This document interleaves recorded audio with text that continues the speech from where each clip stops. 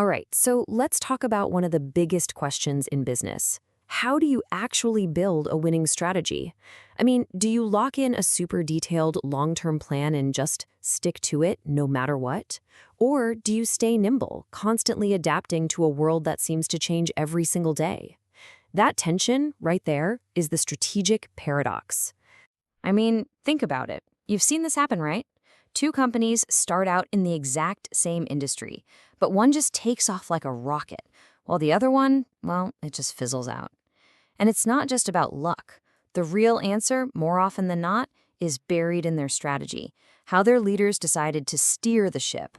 And that brings us right to the heart of this whole thing, the strategic paradox. See, if you're a leader, you're always caught in this tug of war. You absolutely need a clear plan to give everyone direction, right? But if that plan is too rigid, it can quickly become a roadmap to, well, nowhere, especially in the crazy, unpredictable world we live in. So what's the answer? Do you plan or do you adapt? Okay, let's start with the first big idea. Let's call this the architect's approach. The idea here is that strategy is like a detailed, carefully designed blueprint for a skyscraper.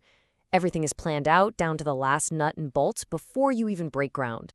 And the guy you really have to know for this way of thinking is Michael E. Porter. If you've ever set foot in a business school, you've definitely heard his name. Porter's whole thing is that strategy has to be a deliberate, deeply analytical process. He's the one who gave leaders all the tools they needed to draw up that perfect blueprint. So what does a deliberate strategy actually look like in the real world? Well, it's a very formal, top-down kind of thing. The leadership team gets together, they analyze the competition, they look at their own strengths and weaknesses, and then they choose one clear path. And the goal is to execute that plan with absolute precision. Porter basically laid out 3 fundamental ways to win the game. First, you can be the cheapest. Think Walmart, that's cost leadership. Or you can be totally unique and special, like Apple, that's differentiation. The third option is to pick one tiny slice of the market and serve them better than anyone else. That's focus. The key, according to Porter, is that you have to choose one. You can't do it all. And this quote, wow, it just nails the architect's entire worldview. The essence of strategy is choosing what not to do. It's all about discipline. It's about making tough calls and trade-offs. For Porter, trying to be everything to everybody is just a recipe for being mediocre. You have to decide who you are, and just as important, who you are not. But here's the problem. What happens if that perfect blueprint you designed leads you right off a cliff you couldn't possibly have seen coming? And this brings us to the other side of the paradox. Let's call this the gardener's approach, where strategy isn't seen as a rigid structure at all, but more like a plant that grows organically over time. And the champion of this idea? That would be Henry Mintzberg. He's an academic who actually went out and studied what managers really do all day. And he argued that these brilliant strategies, they aren't always dreamed up in some fancy boardroom. A lot of the time, they actually bubble up from the front lines, from the people doing the real work every single day. Mintzberg completely reframes the idea of strategy with this killer phrase. He called it a pattern in a stream of decisions. And what that means is strategy isn't just about what you plan to do. It's about what you actually end up doing day after day. It's the result of hundreds of tiny choices and little adjustments made by people all across the company. So an emergent strategy is made up of all these unplanned little adaptations. You know, it's that clever workaround an engineer discovers or that new customer need a salesperson spots. And the role of the leader here? It's not to be the master planner. It's to be a gardener, to spot the promising little sprouts, give them some water and sunlight, and pull up the weeds that aren't working. So the big warning from this point of view is that if you get too obsessed with your original blueprint, it can literally make you blind. You can get so focused on the plan that you miss all the real innovation that comes from learning and adapting to what's actually happening in the market, not what you thought would happen 5 years ago. Okay, so we've got these 2 powerful, competing ideas, the architect and the gardener. But theory is one thing. How does this actually play out in the real world? Let's take a look at a clash between 2 absolute giants of e-commerce.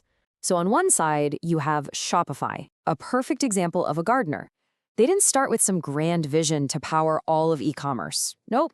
They were just guys trying to sell snowboards online, and they got so frustrated with the terrible tools that they just built their own. Their whole strategy emerged from solving their own problem. And then you have Amazon, the ultimate architect. Jeff Bezos had this incredibly clear, deliberate vision from day one to be Earth's most customer-centric company. And this chart just lays out the difference perfectly. Shopify's whole approach was emergent. They just kept responding to what their merchants needed, focusing on empowering other entrepreneurs. Amazon, on the other hand, was all about the relentless execution of a single vision, all focused on the customer experience. And both of them made big trade-offs, right? Shopify gave up direct control over the end customer, while Amazon famously gave up short-term profits for years to gain market dominance. But, and this is the big one, here comes the twist. Amazon's most profitable division, by a long shot, Amazon Web Services, or AWS, that was not part of the original blueprint. Not at all. It was a classic emergent strategy. They just got really, really good at managing massive computer systems for their own website. And one day someone realized, hey, we could probably sell this as a service. It was an internal tool that they nurtured into a global powerhouse. So what's the big lesson here?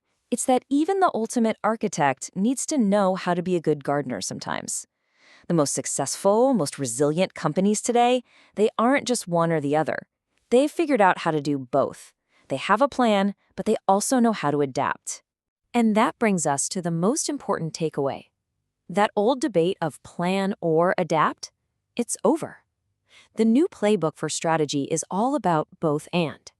It's about finding a way to bring these two powerful ideas together. So what does that actually look like? Well, first, leaders need to set a clear guiding vision, the big why, but not a step-by-step rigid blueprint. Second, you have to create a culture where people on the front lines feel empowered to experiment, to try new things, and to learn. That's your engine for all those great emergent ideas.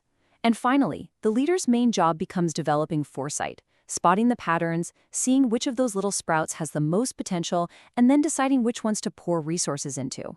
And if you look ahead, this new combined approach is really changing the role of a leader in a pretty fascinating way. They're shifting from being the chief planner to becoming the chief curator. It's less about drawing the map from the start and more about sorting through all the new paths that keep appearing and choosing the best ones to follow. Which leads to one last, pretty wild question. With the rise of generative AI that can analyze just insane amounts of real-time data, is it possible that our next big strategic breakthrough won't be spotted by a human at all, but by an AI co-pilot? It really seems like the future of strategy is going to be all about blending that powerful, deliberate human vision with AI-driven emergent insights. The gardener and the architect, well, they're about to get a whole new set of superpowered tools.